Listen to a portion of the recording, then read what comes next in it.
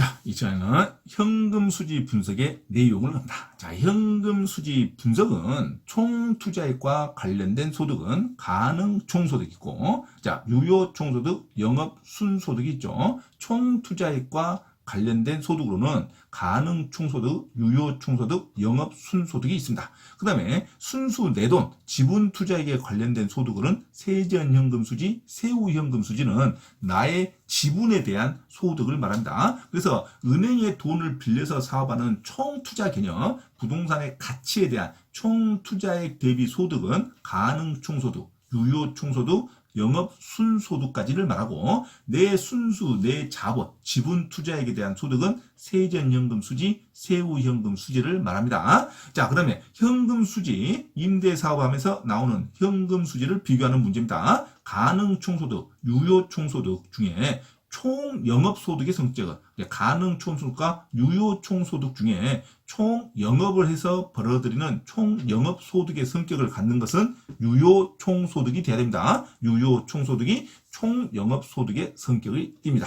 자, 유효 총소득은 그래서 순영업소득에 비해서 반드시 크게 나와야 됩니다. 왜? 유효 총소득에서 반드시 나가는 돈, 영업경비를 빼야 순영업소득이 나오죠. 그래서 유효 총소득은 순영업소득에 비해서 항상 수치가 크게 나와야 됩니다. 영업경비는 0이 될 수가 없습니다. 하다못해 재산세라도 나오죠. 자, 그래서 순영업소득에 비해서 유효총소득은 항상 크게 나옵니다. 자, 유효총소득은 순영업소득에 비하여 크다로 가야 됩니다. 하지만 밑에 순영업소득과 세전현금 수지는 동일할 수 있습니다. 자, 시험이 잘 나오죠. 순영업소득에서 부채 서비스액을 빼주면 세전현금 수지가 나오는데, 순영업소득에서 돈을 빌리지 않고 자기 자본으로만 투자한 사람은 부채 서비스액을 낼 필요가 없죠. 그래서 부채 서비스가 안 나갈 수도 있습니다. 영업경비는 반드시 나가지만 부채 서비스는 나오지 않을 수가 있어요. 그죠? 자, 자기 자본으로 100% 투자한 사람은 부채 서비스, 갚아야 할 원금과 이자가 없겠죠. 그래서 순영업소득과 부채 서비스를 빼서 나오는 세전현금 수지는 동일할 수 있습니다. 세전현금 수지와 순영업소득은 같을 수 있으나 유효총소득과 순영업소득은 같을 수가 없어요. 유효총소득은 항상 순영업소득보다 크게 나옵니다. 하지만 밑에 있는 순영업소득과 세전현금 수지는 동일할 수 있다. 자, 은행에서 돈을 빌지 않고 사업한 사람은 꼭 생각해야 됩니다. 그래서 순영업소득과 세전현금 수지는 동일할 수 있다로 갑니다. 자, 그 다음에 영업소득세와 대출이자가 반영되는 소득은 세후현금 수입니다. 자, 영업소득세는 국가에 내는 세금을 말합니다. 영업소득세와 대출이자가 반영됐다는 것은 차감을 했다 이겁니다. 영업소득세와 대출이자가 반영된 소득, 그러면 영업소득세와 대출이자를 차감했다. 자, 차감했다는 것은 다 공제했죠. 공제에서 나오는 소득은 세후현금 수지입니다. 세후현금 수지 또는 세후현금 흐름이다. 그래야 되죠. 항상 영업소득세를 반영했다 그러면 세후현금 수지를 생각해야 됩니다. 세후현금 수지 또는 세후현금 흐름을 영업소득세를 반영했다. 영업소득세와 대출이자가 반영된 소득은 세후현금 흐름이다. 놓치면 안 되죠. 자, 임대사업하는 법인은 건물 감가상각과 이자 비용을 세금시 비용으로 인정받을 수 있습니다. 그래서 임대사업의 법인은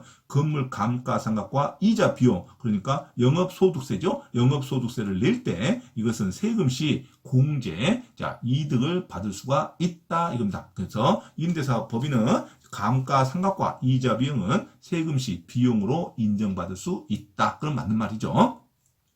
영업소득 산정 과정입니다. 순영업소득 산정 과정. 순영업소득은 자, 모든 재산세는 차감을 하죠. 그래서 순영업소득을 구하는 것은 위에 유효총소득에서 영업경비를 빼면 순영업소득이 나오죠. 그러니까 모든 재산세는 차감이 돼야, 자, 영업경비를 빼야 순영업소득이 나오겠죠. 그래서 영업경비를 빼야 나오는 것이 순영업소득입니다. 그러니까 부동산의 재산세는 차감이 되죠. 하지만 영업소득세 영업소득세는 아직 차감하지 않죠. 순영업소득을 구할 때는 아직 영업소득세는 생각하지 않습니다. 그래서 영업소득세는 차감하지 않는다로 가야 되죠. 재산세는 차감이 돼야 순영업소득이 나오죠. 영업경비를 빼야 유효총소득에서 영업경비를 빼야 순영업소득이 나오니까 순영업소득 산정 과정 딱 하면 자 부동산의 재산세 이것을 영업경비라고 합니다. 영업경비는 차감이 되지만 영업소득세는 아직 차감하지 않는다로 가야 됩니다. 자, 그 다음에 대부 비율이 커진다. 대부 비율이 커진다는 것은 은행에 돈을 많이 빌려서 사업한다 생각하면 되죠. 임대 사업할 때 은행에서 돈을 많이 빌려서 사업하는 대부 비율이 커질수록 가능총소득, 유효총소득, 순영업소득까지는 영향이 없습니다. 자, 대부 비율이 커진다는 것은 부채 서비스액이 커지겠죠. 원금과 이자가 커지겠죠. 갚아야 할 원금과 이자가 커져서 많이 차감돼서 나오는 것은 세전현금 수지입니다. 세전현금 수지는 그래서 줄어들 수가 있죠. 대부 비율이 커질수록 갚아야 할 원금과 이자가 크니까 세전현금 수지는 줄어들 수가 있는데 아무리 대부 비율을 큰다 하더라도 은행에 돈을 많이 빌린다 하더라도 전체 파이가 똑같으니까 전체 부동산에 대한 가치는 똑같으니까 남의 돈으로 투자하든 내 돈으로 투자하든 원룸을 산 건 똑같죠. 그 원룸에 산 거에서 벌어들인 소득, 가능 총소득, 유효 총소득, 그 다음에 순영업 소득은 아무런 영향이 없다로 가야 됩니다. 대부 비율이 아무리 커질수록 가격에 영향이 없는 것은 가능 총소득, 유효 총소득, 순영업 소득까지는 영향이 없다고 그래야 된다. 순영업 소득까지는 영향이 없고 밑에 있는 세전현금 수지가 이제 줄어들겠죠. 왜? 갚아야 할 이자가 많으니까. 그래서 대부 비율이 커진다 해서 모든 소득이 줄어든 게 아니라 대부 비율이 커진다 하더라도 가능 총소득, 유효 총소득, 순영업 소득에는 아무런 영향이 없다로 가야 됩니다. 자, 놓치면 안 되죠. 그러면 부채 서비스, 갚아야 할 원금과 이자, 이것을 저당 지불액이라고 합니다. 저당 지불액 하면은 갚아야 할 원금과 이자, 이것을 부채 서비스액이라고 합니다. 반드시 용어를 숙달해야 돼요. 부채 서비스액, 저당 지불액은 저당 대부액에 대한 매 기간의 원금, 그 다음에 원금 상환분과 이자 지급분을 합한 것을 부채 서비스액이라고 합니다. 부채 서비스액은 저당 대부액에 대한 매 기간의 원금 상환분과 이자 지급분을 합한 것, 원금과 이자를 합한 것을 부채 서비스액이라고 합니다. 이것을 다른 말로 저당 지불액이라고 해요.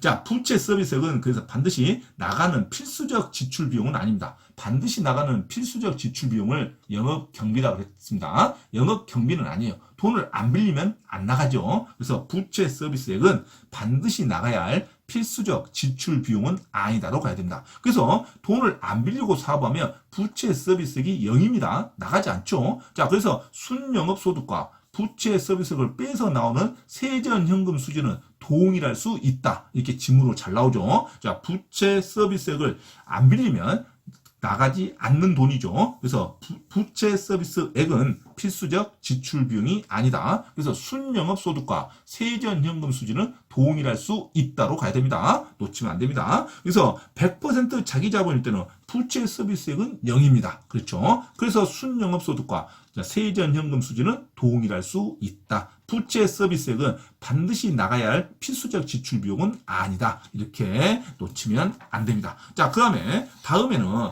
자, 영업 경비에 포함되는 것이 있죠. 자, 영업 경비에 그러면 포함되는 게 뭐냐 이거죠. 영업 경비는 유효 총소득에서 반드시 나가야 할 영업 경비를 빼야 순영업 소득이 나오죠. 그러면 영업 경비에 포함되는 것은 부동산 운영과 직접 관련 있는 경비는 반드시 나가야 할 돈이죠. 부동산 운영과 직접 관련 있는 경비를 영업경비라고 부릅니다. 그러면 영업경비에 포함되는 것은 유지관리비, 재산세, 화재 보험료, 종합부동산세, 그다음에 광고비, 전기세, 수선비, 이건 반드시 나가야 할 영업경비입니다. 유지관리비는 직원들의 인건비도 포함합니다. 하지만 건축주의 인건비는 포함하지 않아요. 그다음에 재산세, 종합부동산세, 보유세는 반드시 나가야 할 영업경비지만 취득세나 양도소득세, 이것은 반드시 나가는 영업경비가 아닙니다. 이걸 주의하셔야 됩니다. 자, 밑에 그러면 영업경비에 포함되지 않는 것은 부채 서비스에 반드시 은행에서 돈을 빌리면 내야 할 원금과 이자, 갚아야 할 원금과 이자, 부채 서비스액은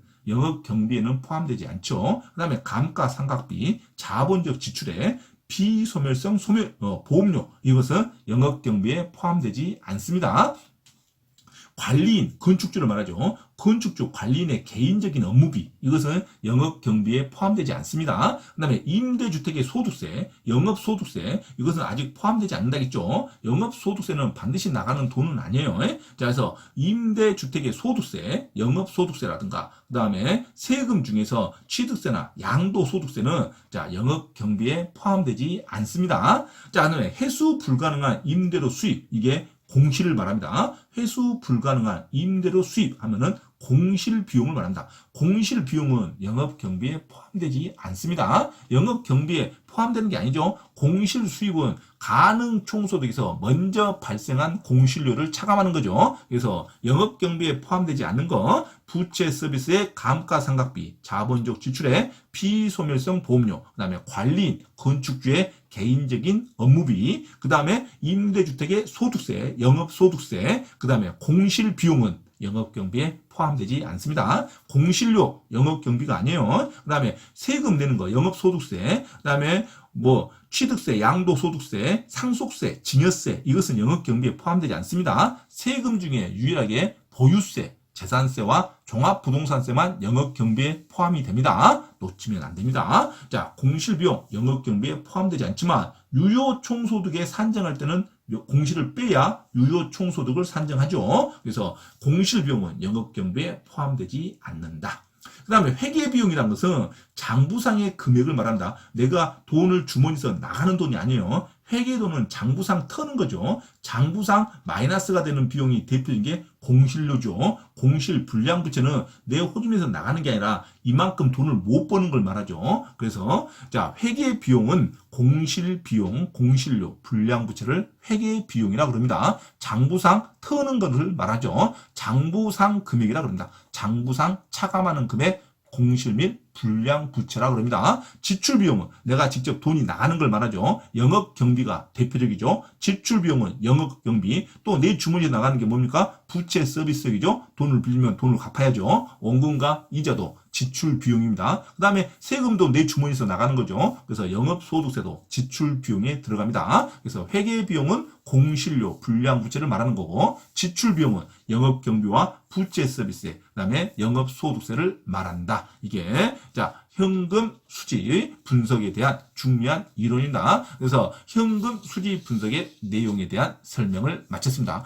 반드시 반복해서 합니다. 자, 현금 수지 분석에 대한 설명이었습니다.